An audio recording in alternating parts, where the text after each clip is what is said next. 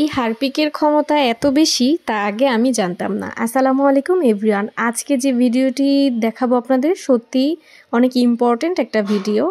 আমার বাসায় খুঁজে খুঁজে আমি এই কালো টাইলসটা বের করলাম, যে টাইলসের যে মাঝখানে যেখানে পুডিং লাগানো থাকে ওইখানে আমরা দেখা যায় অনেক সময় কালো হয়ে যায়। তো এটা কিভাবে পরিষ্কার করবেন সেই ভিডিওটি আজকে আমি দেখাবো। এখানে কিছুটা লবণ নিয়েছি আমি, লবণটা আমি সেই টাইলসের জোড়ার মাঝখানে দিয়ে দিয়েছি। আর হচ্ছে হারপিক দিব।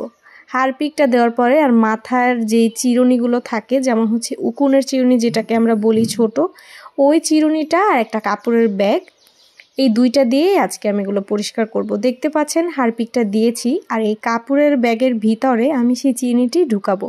ঢুকানোর পরে হাতের সাহায্যে দেখতে পাচ্ছেন আমি কিভাবে এটাকে অল্প সময়ের ভিতরে ঘষবো, বেশি না, অল্প সময় কিন্তু আমি এটাকে ঘষেছি, কিন্তু এত ভালো একটা রেজাল্ট আসবে আসলে আমি কখনো ভাবতেও পারিনি।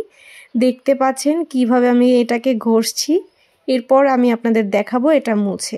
এখন আমি একটা ভিজে কাপড় নিয়ে নিচ্ছি, যেহেতু ভেজা কাপড় না নিলে সেই লবণ বা হারপিকটা সরবে না, শুকনা কাপড় দিয়ে অতটা সরবে না। আমি একটা ভেজা কাপড় দিয়ে মুছেছি। এখন দেখতে পাচ্ছেন কত সুন্দর পরিষ্কার হয়ে গেছে। আমি জানি না ক্যামেরাতে আমি কতটুকু বুঝাতে পেরেছি, কিন্তু আপনি একবার বাস্তবে এভাবে ট্রাই করে দেখবেন, অবশ্যই ভালো একটা রেজাল্ট পাবেন।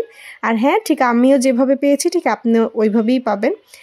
আমার ভিডিওটি ভালো লেগে থাকলে অবশ্যই লাইক, কমেন্ট, শেয়ার করবেন। আল্লাহ হাফেজ।